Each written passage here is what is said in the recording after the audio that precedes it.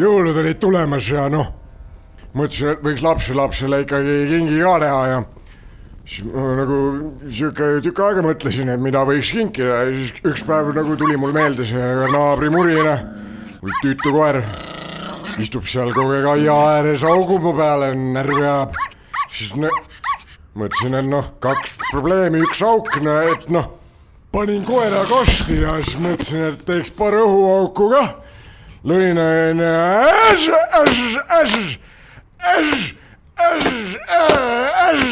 augu sisse ja noh, peaks töötlema küll, et no ja siis mõni päev hiljem helistab laps mulle, et mis sa oma lapsele saatnud oled? Ja siis tuli mul meelde, ma tegin koera sisse hoopis augud, näe.